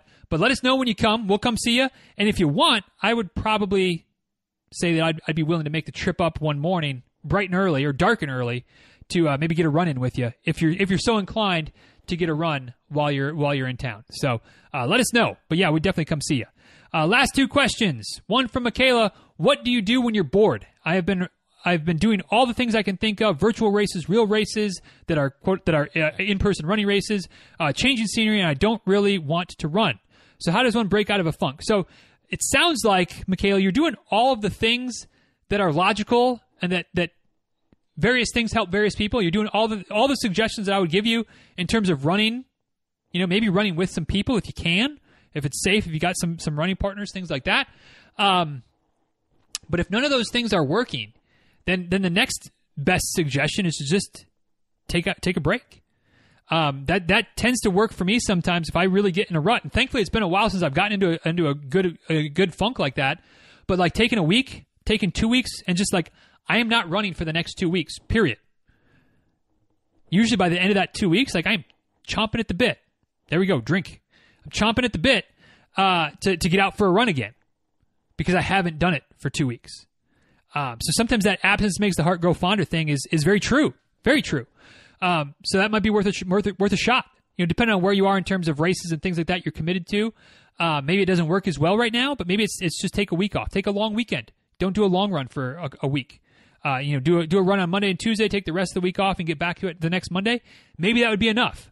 But if depending on how deep your funk is, you might need more than that. So, sometimes better to kind of take that 2 weeks now and get excited to run again, as opposed to try to keep forcing it, keep powering through, and then you get somewhere, 2 months from now, you're just like, the hell with it, I'm done with it, and you don't run for 6 months. Like that's not an ideal situation, right? So maybe a little bit of a break is what you need right now, because sometimes, and like I said, I've experienced this a couple times. That's plenty. Like a couple week break, and I am ready to go again, and I'm good for years sometimes. So might be worth thinking about. Last question from the man with two first names, Jason Dennis. 3 weeks after a marathon PR, I have my first 24-hour running event, which is 1 mile every 15 minutes as long as you can go, which for me is probably going to be somewhere between 30 and 50 miles. Maybe a bad idea, but I signed up for it months ago with friends after a week of recovery. How do I prepare? Honestly, Jason, don't overthink this one. There's nothing you're going to do in 2 weeks that's going to prepare you for this more so than you're already prepared. Right? You just ran a freaking marathon and you ran it faster than you've ever run one before. So you got some good fitness. Just kind of run a normal week or so, run a normal 10 days, and then take a few days to kind of lay low and taper a little bit, and then go for it. Your fitness is what your fitness is at this point. There's no workouts, there's no things you're going to do right now that's going to prepare you more, that's going to have you more physically ready than you already are. So if you try to do too much, though, you could become less physically ready by trying to overdo it. So don't overthink it. Don't try to, there's no magical workouts that you're going to do now. You'd rather go into that 24-hour event rested than already fatigued. So, just kind of a normal week or 10 days of running, a few days of taper, and get after it. See how it goes. Good luck to you, though. That'll be a fun challenge. Something that's kind of on my list-ish of someday would like to do is a timed event. And that sounds like it would be a decent challenge. 1 mile every 15 minutes. That's kind of intense. So good luck. I hope it goes well for you. And that, my friends, is that. And it looks like if I don't screw this up, we'll get in under 2 hours. Not much under 2 hours, but we'll get in under 2 hours. So that's this month's Q&A. What do you think? What did I get right? What did I get wrong? What did I not make any sense about it all? Let me know at DizRuns on Twitter, at DizRuns on Instagram. You can also send an email to dizruns@gmail.com. And of course, you can head over to the show notes for today's episode, which you can get to at dizruns.com/929. There's not a meme or a GIF for every question, but there's a meme or a GIF for most of them. So, as per usual, I put more time and effort into those stupid memes and GIFs than I probably should. But if you want to go check them out, go check them out. If not, ain't no thing. But all that stuff is there at dizruns.com/929. There's also a couple links to past posts, things that we've talked about before, resources, things like that where it makes sense. And then there's also the comment section down at the bottom where you can, again, tell me what I got right, what I got wrong, what I made absolutely no sense about at all. But I just love hearing from you. So let me know. And with that, Gordon, this is about the point where I'm shifting that audio, right, to make it line up, so that it finishes up as soon as I say, y'all, thank you for listening.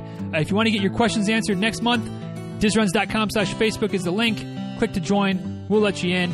And until next time, y'all, please be well. Have a good day. Wait a minute. Let me start that one over because I have to re-edit the audio file now, right? Y'all, be well. Thanks again for listening. Take care of yourselves. Talk soon. And boy, I've been going so long I can't even say my normal outro situation. Anyway, I'm not even going to try anymore. Have a good one. Thanks for listening. Talk soon. See you guys.